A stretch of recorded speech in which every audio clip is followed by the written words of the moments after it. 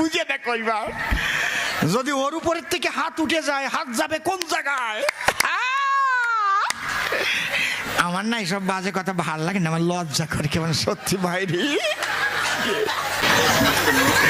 বাড়ি যাইও চারপা, জয় রাধে জয় রাধে। ওই মামনির অবস্থা খারাপ।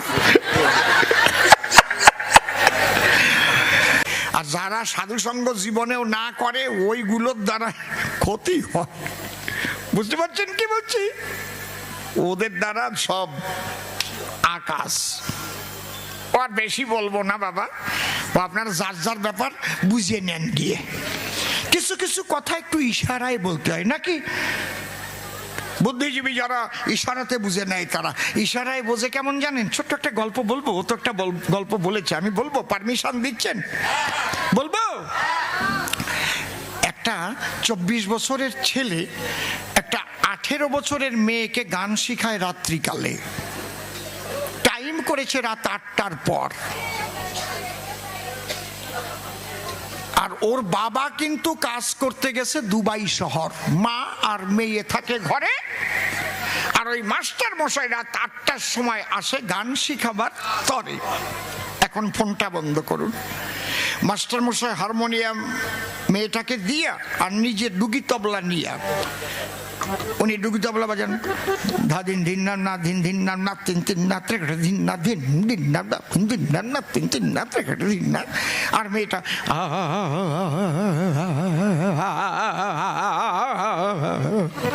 বেশ একটা ঝুমুর উঠে গেছে। এই টাইমে ওর মা রান্নাঘরে আসে আর ইলেকট্রিক অফ হয়ে গেছে। কি অন্ধকার ঘুটঘুটে। হঠাৎ মেয়েটা বলছে, মা কথা মানো, তাড়াতাড়ি একটা আলো আনো, চার্জার লাইটটা একটু জ্বালাও। মা রান্নাঘর থেকে বলছে, শোন সবিতা, মেয়েটার নাম সবিতা, এই জায়গায় আবার কোনো সবিতা আছে নাকি? ওইদিকে তাকাতাকি করছে যে, আমা তুমি না মা, এটা গল্পের সবিতা। বুঝুন না, রাগ করুন না। ও মার বলছে, সবিতা মা শুনে নে আমার একটা কথা, আমার আলো নিয়ে আসতে যতক্ষণ লাগবে তোর মাস্টার মশাই যেন ডুগি তবলা বাজনা বন্ধ না করে।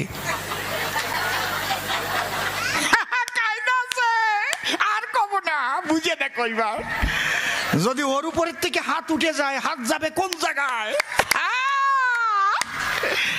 আমার না এসব বাজে কথা ভালো লাগে না, আমার লজ্জা করে কেমন সত্যি ভাইরি। কি ইশারায় কাফি।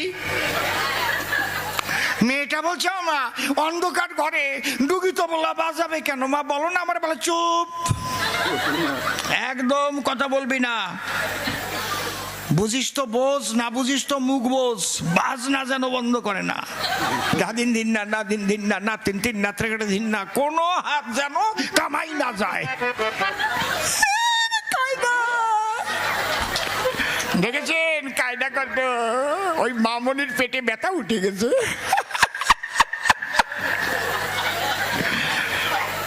শোনেনি, অনেকে ভাবতে পারে তাই। শুনেছি অসীম সরকারের কত রস ছিল, তা বুঝি রাজনীতিতে গিয়ে শুকিয়ে গেল, এখন আর নাই।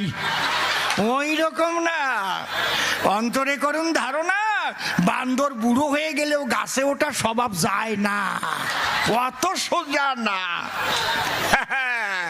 কি ভেবেছেন আমার কি রস শুকিয়ে গেছে নাকি? শোনেন, বয়স গেছে বেড়ে এটা বলতে পারেন আমারে, কিন্তু খেজুর গাছ দেখবেন যত বয়সী হয় তার রস তত মিঠে হয়, একবারে আঠা আঠা মোটা মোটা ফোঁটা কাটে, পাটালি যা হয় রে বাবা। নলেনি গুড়ের পাটালি খাবা? আমার প্রত্যেকটা ফোঁটা এক একখানা নলেন গুড় ছাড়া কিছু না। খাও, ভালো করে খাও। বাড়ি যাইও চারপা, জয় রাধে জয় রাধে। ওই মামনির অবস্থা খারাপ। চুপ করে থাকেন সবে, মাঝে মাঝে একটু রস তো দিতে হবে নাকি? তাই নাহলে যুবক যুবতী যারা কবি গান কেন শুনবে, তারা মনে মনে ভাববে তাই এ কবি গান দিয়ে দরকার নাই, আমরা সিরিয়াল দেখতে যাই। কায়দা কত, অন্তরে করুন ধারণা, এই রস দিয়ে রাখবো ধরে যাতে না যেতে পারে টিভির পর্দার ধারে, একজন উঠবে না। আবার আসল আসল কথা কব, মাঝে মাঝে রস দেব, ঠিক তো? তাহলে প্রথম প্রশ্নের জবাব দিয়ে গেলাম তারে বুঝাইয়া, প্রেম না হলে শুধু নামের দ্বারায় কোনো কালে ওইভাবে হরি করি নাচা সম্ভব নয়। সেই প্রেম কোন প্রেম বটে তাও বললাম তোমার নিকটে, যদি কারো ভাগ্যে ঘটে প্রেমময়ী রাধা রানীর কৃপা যদি কারো উপরে বর্তায়। জয় রাধে।